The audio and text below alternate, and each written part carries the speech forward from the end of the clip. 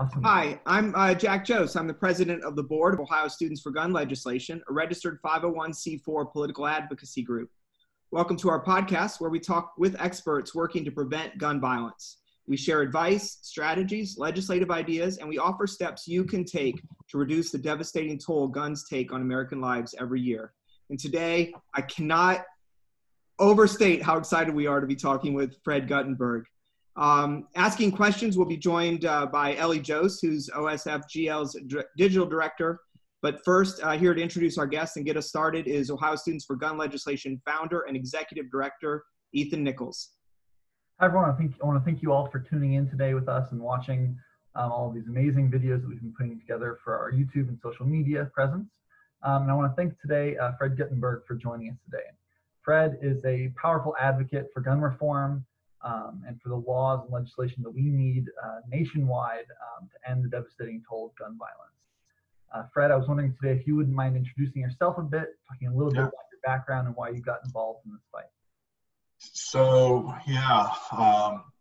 first of all, since you're all from Ohio, I have family in Cincinnati. My parents are there, my sister and her husband and kids are there.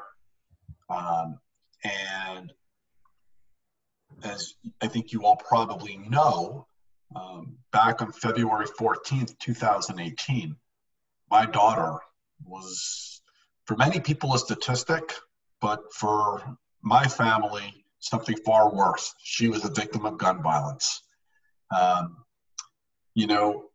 That followed by 4 months prior when my brother passed away from cancer related to his service in 9/11.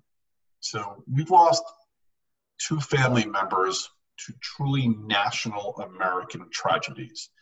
The morning of February 14th, I woke up to a perfectly normal morning in my house. It was chaotic. I'm a father of two teenage kids. I have two dogs. We work. Everybody was running late. People were getting frustrated with each other. It was a normal morning. And what I remember about the morning is rushing my kids out the door. You got to get to school. You got to get to school. You're going to be late. I was rushing my children to the place they were going to go to learn and that they were supposed to be safe.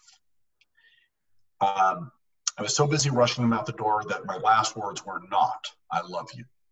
And I'm haunted by it every second of every day. Later that day, just after 2 p.m., my son called. He's a couple of years older than Jamie. And Jesse says to me, "Dad." And Jesse could be a bit of a jokester, so I didn't know if he was, where he was going at first. And I said, "What?" He goes, "There's a shooter at my school." I still didn't know if I should take him seriously until he said, "And I can't find Jamie." Because Jesse watched after his sister like a hawk. He did not play games with her safety. I asked him where he was. He said he was running, but that he wanted to turn around to find Jamie. And I told him, "You keep running. I'll worry about Jamie. You keep running and you get out of there," which he did, thank God. As he was running and on the phone with me, he talked about hearing more bullets. They were the ones on the third floor that were killing his sister. Now, people want to know why I do what I do today. I'm a father of two children, one of whom I visit at a cemetery. I'm a father of two children, one of whom I worry every second of every day she might have suffered for even a few seconds. I'm a father who hopes his daughter died instantly. Okay? That's why I do what I do today. After my daughter was killed, the next day I attended a vigil, and while there, I was asked by the mayor to speak, and I did. It just lit me on fire. That night, talking to that crowd was the night where for the first 24 hours, my world was just spinning. And I stood in front of that crowd and I was like, we were victims of gun violence. Me, my family in Portland. Okay. A safe community. So I now spend my life fighting on behalf of the 40,000 victims of gun violence a year, trying to reduce that number, trying to be there to stop the next shooting before someone else gets killed. And the time that we're doing this podcast, Somebody's planning a funeral for a victim of gun violence. Somebody's burying a victim of gun violence. And somebody is learning they've been a victim of gun violence. That's America today. And that's not normal. And so we need to change this. There are many states and many cities that are doing some amazing work to make their citizens safer. But a truly effective plan to tackle gun violence has to be national, because you're only as safe as the city or state next to you. So it has to be national. And if I can get a bit political for a second, November 3rd is not a normal election for this country. This is not an election where you go into it saying, they're both the same, like I'll just go in and hold my nose. Not this time. They're not the same. There is only one option that if you believe in decency, civility, and public safety, if you care about our democracy, there is only one option, and that is Joe Biden. And I want that to be clear. I want people to know how hard they need to work to get Joe Biden in and to flip the Senate and fire your neighbor, Mitch McConnell. Because if we do, true gun safety, which is supported by the majority of Americans, will be signed into law. If we don't, not only will that not happen, the Supreme Court will tilt further, and judicially will be stopped from even trying for generations to come. So this election is everything. Everything I do now is geared towards this election. And we're going to succeed because this country has no choice. Thank you for sharing that story. That as a father, that's devastating, right? That's the worst possible feeling, and I'm so sorry that happened to you, and thankful you've used your passion in this way. Ethan, I know you had a question. Yeah, so I wanted to follow up briefly. We usually ask everyone that we interview, we ask them if you could choose one piece of legislation, if you could snap your fingers and one piece of legislation nationwide, what would that be? And obviously you've been a big champion of not just gun safety in general, but also Jamie's Law in specific. So Yeah. I wonder if you could speak briefly to what Jamie's Law is and the importance of that. Yeah, well, and listen, there's a whole lot of stuff that I fight for. I'm not sure one is necessarily the be-all and end-all. In fact, I was in Ohio for your former governor testifying on behalf of red flag laws. They're being passed in state after state. We have them in Florida, and they are saving lives. I believe firmly that if you want to solve the issue of gun violence, repeal PLCAA. Make it so that lawsuits and litigation and liability can take place. Trust me, you will change this argument forever. But here's why I've landed on Jamie's Law and why it has become such an important fight for me. Because everything about gun safety measures is about future purchases of weapons. Background checks, for example. But the reality is, I don't know if you guys know this, we have almost 400 million weapons on the streets of America today. They're already there. And many of them get stolen or are in the hands of the wrong people. They get privately transferred. And prohibited purchasers who can't walk into a store now to buy a weapon are able to walk into the store and buy a bullet. Here's the problem. If you're a prohibited purchaser of firearms in America, you are also by law prohibited from buying ammunition, but there's no requirement for a background check on ammunition anywhere. So Jamie's Law seeks to extend the requirement for background checks to ammunition, to close the ammunition loophole. If you want to make it harder for someone already in possession of weapons to go out and cause harm, make it harder for that person to buy the bullets. That's why I believe so strongly in Jamie's Law. Thank you. That's definitely, I think that's a very important thing that people don't think about. People think about the weapon, the assault weapon, but they don't think about what's required to use that, which is the ammunition. The gun is nothing more than a paperweight without the bullets. Yeah, definitely. Ellie, I know you had a question. Yeah, so we know that you have a book coming out in mid-September, Find the Helpers, discussing how you turned your own grief into real action. So I guess the question is, what is one of the main takeaways you hope readers are going to take from reading it? You know, I don't get through the past 2 years without the amazing people who were part of my life or became a part of my life.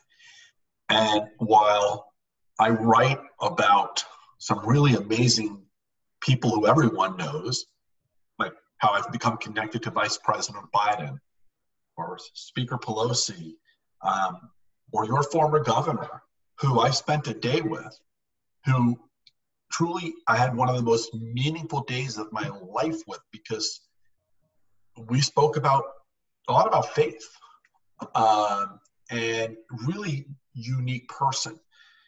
And so I tell my story of what happened to my family with my brother and my daughter. I talk about my advocacy, but the more important part that I hope people take away is nothing I've done happens alone. Everything I have done is happening because of the decency and greatness of other people. You know, we live in a society right now where it's really easy to look around and say everybody's terrible. The media is terrible. The politicians are terrible. You know, my next door neighbor is terrible. I see a different America. I've been with the media. I've been with the politicians. I've been with your neighbors across the country. And everywhere I've been, I have met amazing people, decent people who want the same things we want, which is safety, which is decency, which is civility. And I can tell you, because of it, I'm optimistic. I have met people who I didn't know before February 14, 2018, who have carried me. And I want the message of Find the Helpers to get out, because this country is going through something really awful right now, really awful with coronavirus. And if people don't go through it alone, they will get through it. Utilize opportunities. I mean, I talk about Zoom chats in my book, because anyone who sets up a Zoom chat to keep you and others connected, they're a helper to you. They're making sure you stay socially connected. And so I want my book to get people to look at the decency of people and the ability for others to hold you up when you need it. And my hope is that people who read the book will also be there to hold others up when they need it. You know, Mr. Rogers, Fred Rogers, his famous quote, this is where the title of the book comes from, said, whenever there are terrible things happening in the world, tragedy, my mother always used to say to me, look to the helpers, the policemen, the firemen, your neighbor. And as long as there are helpers, there is hope. Well, that's what I hope my book does for people, is show them we have helpers and we have hope. So thank you for asking. Yeah, thanks for that answer. Ethan, did you have another question?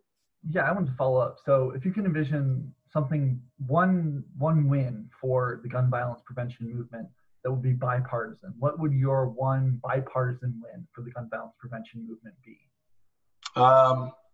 You know, I think right now we've got to pass the background checks bill. We have to start. And I listen, there's a lot of other stuff that I think may actually do more to save lives in the long term. But being that you said bipartisan, what is the one thing I think potentially could get done first in a bipartisan way? It's background checks. And I would be all for that. Definitely. Thank you. Yeah. So I wanted to follow up briefly and see, so I know that you've done a lot of work for candidates across the country supporting congressional candidates. I remember you came to Ohio and you did some events for candidates in 2018. AFTAB, Yeah. one of our local congressional candidates here. But what are some of the key races, not just obviously presidential races you've been very involved in, but what are some of the congressional and more statewide candidates that you're really plugging into this year and you see as being a big win for us? Well, the big one that is number 1, 2, and 3 for me is the presidency. And then there is the Senate. You know, we'll hold the House. We'll probably gain seats in the House. But we've got to flip the Senate. We need to send Mitch McConnell home. So I want to see Amy McGrath get elected. I'd like to see Colorado flip, Arizona. There are races, Senate races all across this country right now that are winnable. You can win a Senate race potentially in Georgia. You go all across this country, and the math has really shifted. And these are winnable races. I mean, Susan Collins in Maine, she should be getting ready for what she's going to do next because she's going to get fired. So South Carolina, I think Lindsey Graham is in trouble. This guy, Jamie Harrison, is doing a great job outraising him with money, and he is working. And he's a really amazing person. And Lindsey Graham, I think, is in trouble. So you look across this country, we can flip the Senate. I think that is such a priority because if we don't flip the Senate, but we do win the presidency, if there's one thing Mitch McConnell has perfected, it is being an absolute roadblock. And we can't have it anymore. This country needs to get back to doing the work that the people want it to do. And the only way to ensure that, it isn't just the presidency, it's getting rid of McConnell. Definitely. That's a good point. Yeah, I know Students for Gun Legislation National has made endorsements in key Senate races across the country. And then you guys in Ohio, you need to start flipping some of your statewide House seats. You guys need a new speaker. Yes. Yeah, definitely. Yeah. We've endorsed, candidates across Ohio, obviously. Kate Schroeder and Desiree Timms are some of the key congressional seats we're hoping to flip. And obviously we think that we think we can also flip the state House and state Senate. So, but yeah, definitely getting McConnell out, Lindsey Graham, electing Mark Kelly in Arizona, definitely some key wins there. So one question that we we ask all of our speakers, because we ask experts, we ask candidates, we ask victims and survivors, and we also ask other activists and organizers. But the one thing that we always ask is, what are some key ways that our members, our people watching these videos, our organizers across the country, what can they do directly today to get involved to end gun violence? What are your key action items? You know what? Get to work on campaigns. Okay? Get to work on November 3rd. Help candidates win. Help them raise money. Help them organize people to vote. Because, I talk to all the other gun safety groups. They all know my feeling on this.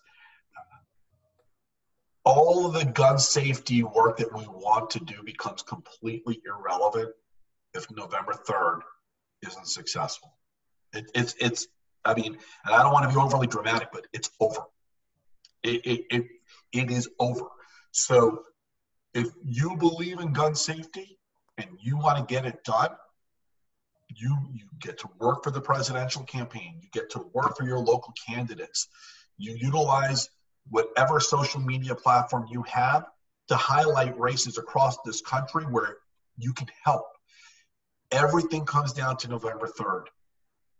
If we're successful November 3rd, comprehensive gun safety will get done, and it'll get done quickly.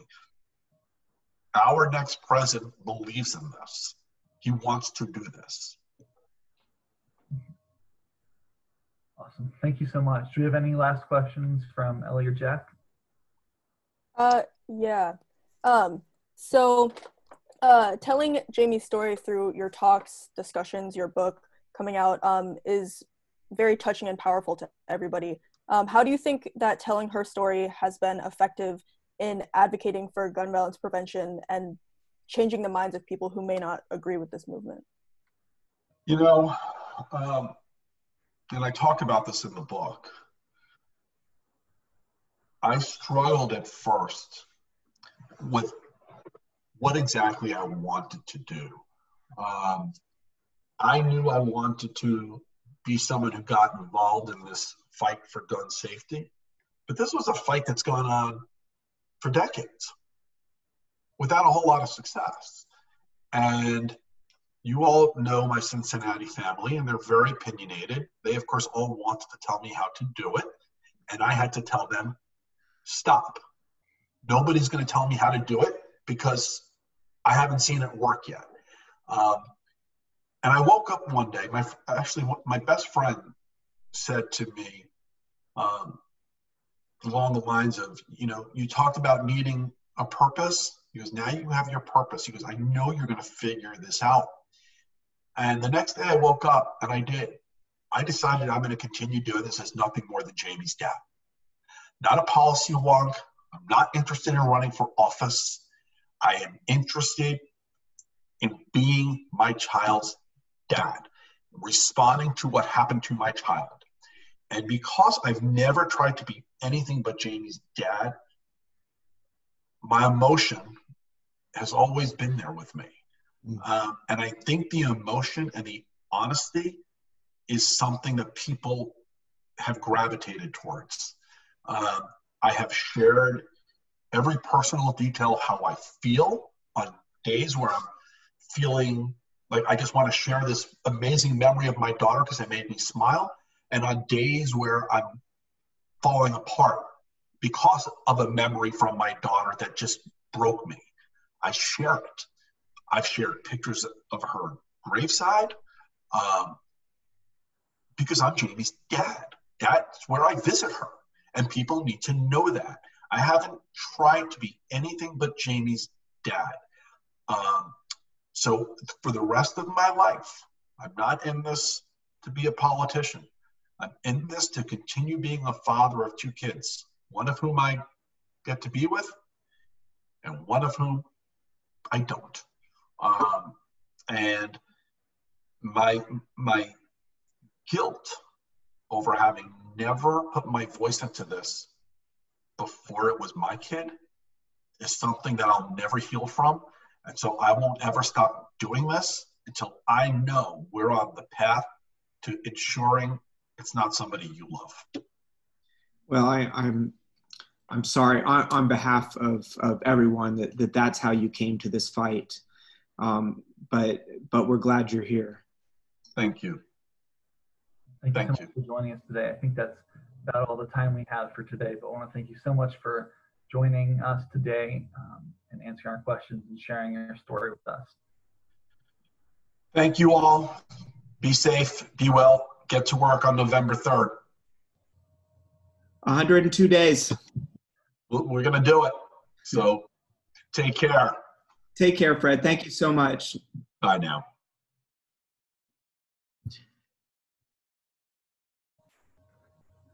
All right.